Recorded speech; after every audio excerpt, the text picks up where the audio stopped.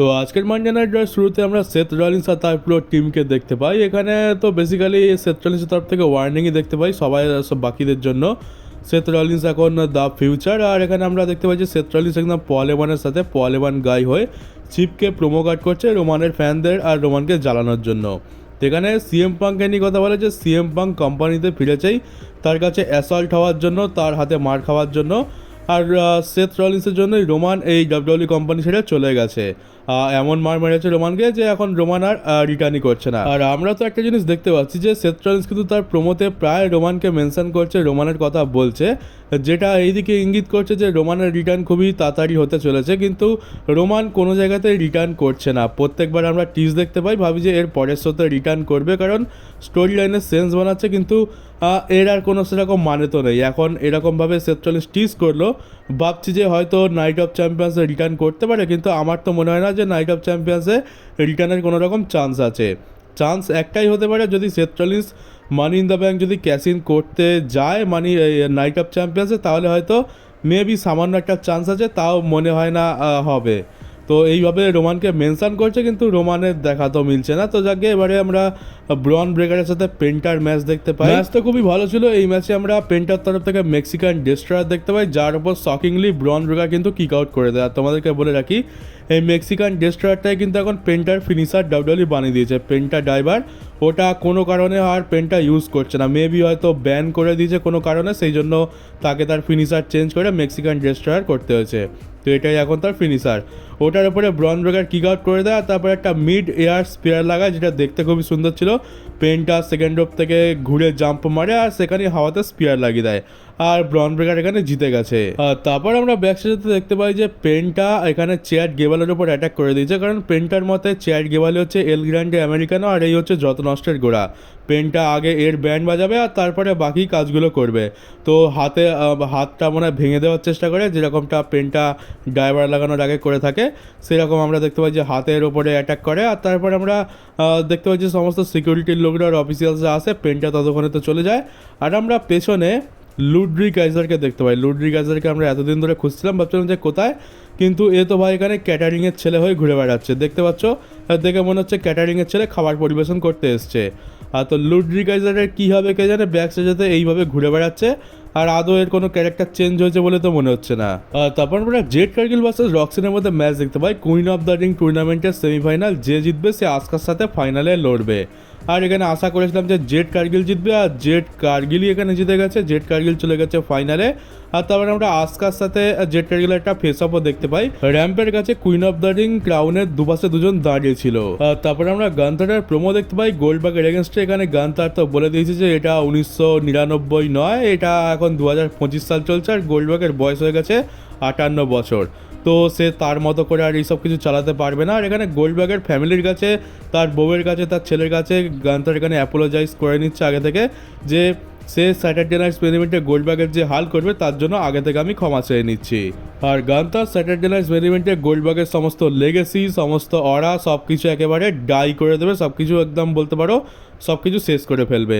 তো গোল্ডবার্গের এন্ড ওই Saturday night main ইভেন্টেই Gunther করবে, এমনটা সে দাবি করছে। আর তারপরে আমরা গোল্ডবার্গকে তো দেখতে পাই না, কিন্তু আগে থেকে রেকর্ড করা একটা আমরা ইন্টারভিউ দেখতে পাই মাইকেল কোলের সাথে। গোল্ডবার্গ এখানে পুরোপুরি কনফিডেন্ট যে সে একদম জিতবে, মানে কেউ তাকে হারাতে পারবেই না। স্যাটারডে নাইট ইভেন্টে সে গান্থারকে হারাবে। কিন্তু সত্যি কথা হচ্ছে 100 বার যদি ম্যাচ হয়, এখন 99 বার গোল্ডবার্গ হারবে, কারণ ডাব্লিউডব্লিউ এটা অফিসিয়ালি কনফার্ম করে দিয়েছে যে ওই ম্যাচটাই হতে চলেছে গোল্ডবার্গের রিটায়ারমেন্ট ম্যাচ, আর ওটাই শেষ ম্যাচ। তাহলে গোল্ডবার্গ কী করেই বা চ্যাম্পিয়নশিপ জিতবে? তাছাড়া প্রত্যেকটা সিনারিও শুধুমাত্র গোল্ডবার্গের এগেনস্টে, একটাও জিনিস নেই যেটা গোল্ডবার্গের পক্ষে রয়েছে। তো কীভাবেই বা জিতবে? গোল্ডবার্গের এখানে জেতার কোনো রকম চান্স নেই। যদি জিতে যায় সেটা ডেফিনেটলি একটা অনেক বড় শকিং জিনিস হবে। তো এই জন্যই ফ্যান্সরা এত বেশি ক্রিটিসাইজ করছে এই আইডিয়াটাকে। তো জানি না গোল্ডবার্গের সাথে কি হতে চলেছে। আপাতত আমি তো এটাই ধরে চলছি যে গোল্ডবার্গ এখানে হারতে চলেছে, কিন্তু যদি জিতে যায় এটা একটা অনেক বড় শকিং মোমেন্ট তো হবে, কিন্তু ওটা হবে বলে তো আমার মনে হয় না। তারপর আমরা ওমেন্স ইন্টারকন্টিনেন্টাল চ্যাম্পিয়নশিপের জন্য ম্যাচ দেখতে পাই, বেলি ভার্সেস বেকি লিঞ্চ। যেখানে আমরা ম্যাচ তো খুবই দারুণ ছিল। এখানে ম্যাচের মধ্যে বেলি তার ফিনিশার বেলি টু বেলিও লাগিয়ে দেয়, যেখানে বেকি লিঞ্চ কিক আউট করে দেয়। তো এই জিনিসগুলো দেখতে খুব ভালো লাগে। কিন্তু জানতাম যে ম্যাচের মাঝখানে তো লাইরা ওয়ালকারিয়া আসবে, তো লাইরা ওয়ালকারিয়া আসে আর ডিসকোয়ালিফিকেশানে এন্ড হয়ে যায়। তো এটা এবার ট্রিপল থ্রেড রাইভালরি চলবে।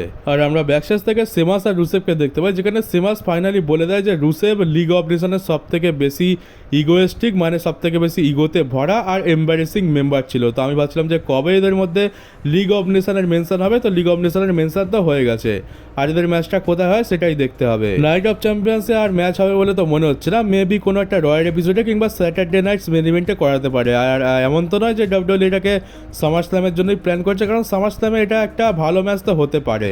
আর এবার আমরা একটা বেকার জিনিস দেখতে পাই, অ্যাডাম পিয়ার্স এজে স্টাইলসকে বলে যে আমাদের ডমডম ভাই হয়ে গেছে ইনজর্ড, তাই জন্য নাইট অফ চ্যাম্পিয়ন্সে তাদের মধ্যে ইন্টারকন্টিনেন্টাল চ্যাম্পিয়নশিপের ম্যাচটা আর হবে না। তো আমি ভাবছি ডমডম এমন কী মহৎ কাজ করলো যার ফলে সে ইনজর্ড হয়ে গেল, রেসলিং তো করলো না, শুধুমাত্র কালকের স্ট্রিট স্ট্যাটাসের কোলে উঠেছিল। ওর জন্য কি ইনজর্ড হয়ে গেছে, মানে কী বা হচ্ছে এখানে, ইনজর্ড হয়ে গেছে নাকি আদৌ সত্যিকারে ইনজর্ড নয়, এটা মাত্র স্টোরি লাইনের পার্ট, ডাব্লিউডাব্লিউ ম্যাচটা করাতে চায় না সেই জন্য করাচ্ছে না, তো কিছুই বুঝতে পারছি না। মনে হচ্ছে আমাদের ডমডম ভাই স্ট্রিট স্ট্যাটাসের কোলে ওঠার সময় তার লেবুতে চোট পেয়ে ইনজর্ড হয়ে গেছে, সেই জন্য এই ম্যাচটা লড়তে পারবে না। আর ফাইনালি আজকে একটা ভালো জিনিস দেখতে পাই, ব্যাক স্টেজে আজকের আবার ক্যারিয়ান ক্রস স্যামিজনকে জ্ঞান দিতে আসে। আর আজকে যখন ক্যারিয়ান ক্রস স্ক্রিনের ওপর এসেছিল, তোমরা খালি ফ্যান্সদের রিয়াকশনটা দেখবে, একদম এলএ নাইটের মতো চিয়ার পাচ্ছিল।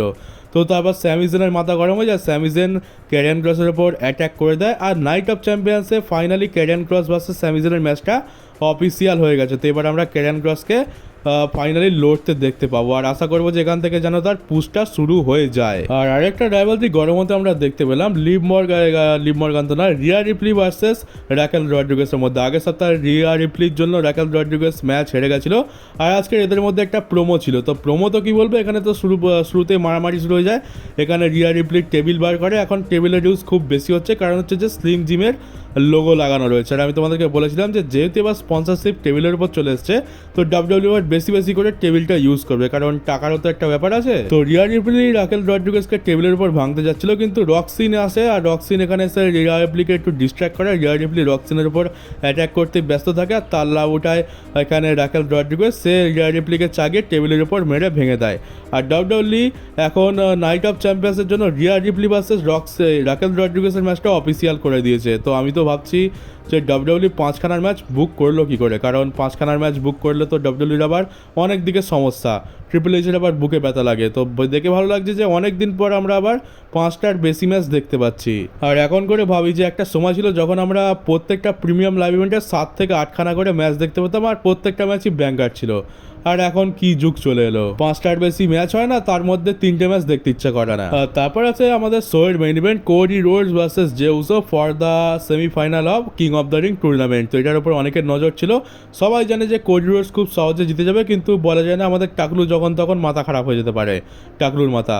তো আমি ওটাই ভাবছিলাম যে এখানে গন্ডগোল না করে দেয়, কিন্তু শেষ পর্যন্ত সেরকম কিছু হয়নি। এখানে জে উসোর তরফ থেকে গরিবের স্পিয়ারও লেগে যায়, কিন্তু কিক আউট হয়ে যায় তার উপরে, আর শেষ পর্যন্ত কোডি রোডসের ক্রস রোডসের সাথে এই ম্যাচটা শেষ হয়। জে উসো এখানে হেরে গেছে, তারপর দুজনে হ্যান্ড রেস করে, দেখা যায় খুবই সম্মান দেখাচ্ছে, একদম ভাই বন্ধু, কোনো ব্যাপারই নয়। তো ফাইনালি এবারে আমরা র্যান্ডি অর্টন ভার্সেস কোডি রোডসের ম্যাচটা দেখতে পেতে চলেছি, আর কীরকম সিচুয়েশানে আমরা দেখতে পাচ্ছি একদম কিং অফ দ্য রিং টুর্নামেন্টের ফাইনালে। আর আশা করবো যে যেন ডাব্লিউডাব্লিউ এবার র্যান্ডি অর্টনের সাথে খারাপ কিছু যেন না করে, কারণ আগের বছরও সে ফাইনালেতে ছিল, গান্ধারের সামনে হেরে গেছিলো, আর এবারে সে ফাইনালেতে আবার রয়েছে পরপর 2 বছর, আর এবার যদি কোডির সামনে হেরে যায় দেখতে খুব একটা ভালো লাগবে না। কোডিকে আমি কোডির ব্যাপারে আমি বারবার বলেছি যে তার চ্যাম্পিয়নশিপ ম্যাচের জন্য king of the Ring tournament জেতার কোনো দরকার নেই, সে এমনিতেও জনসনের এগেনস্টে ম্যাচ পেয়েই যাবে। তো র্যান্ডি অর্টনকে জেতানোটা দরকার, আর যদি র্যান্ডি অর্টনের কাছে কোডি রোডস হেরেও যায় তার খুব একটা কিছু যায় আসবে না। তো আমি তো এবারে মন থেকে সাপোর্ট করবো যে যেন র্যান্ডি অর্টন এই King of the Ring tournament জিতুক, সে ডিজার্ভ করে। আর সব থেকে ভালো হয় ডাব্লিউডাব্লিউ যদি এটাই ভেবে রেখেছে যে জন সিনা ভার্সেস কোডি রোডসের ম্যাচটা করাবে, তাহলে এটাকে ট্রিপল থ্রেট করে দিলে তো ভালো হয়, কারণ আমরা জন সিনা ভার্সেস কোডি রোডসও দেখেছি, জন সিনা ভার্সেস র্যান্ডি অর্টনও দেখেছি। তো এটাকে একটা ট্রিপল থ্রেট ম্যাচ করে দিলে John Cena versus Randy Orton versus Cody Rhodes সামার স্ল্যামেতে ডেফিনেটলি একটা অনেক বড় ম্যাচ হয়ে যাবে, আর ওটা একটা ফ্রেশ ম্যাচেরও ফিল দেবে, তো সবাই দেখতেও খুব পছন্দ করবে। আর পুরো স্টার প্যাক থাকবে, র্যান্ডি অর্টন, জন সিনা আর কোডি রোডস বড় বড় স্টারে ভর্তি। তো আমি তো ট্রিপল থ্রেটই দেখতে চাই, কিন্তু জানি না এখন টাকলু কী করে। তো দেখা যাক কিং অফ দ্য রিং টুর্নামেন্টে কী হয়, তবে আমি তো চাইবো যে না র্যান্ডি অর্টনই যাও করে জিতে যাক।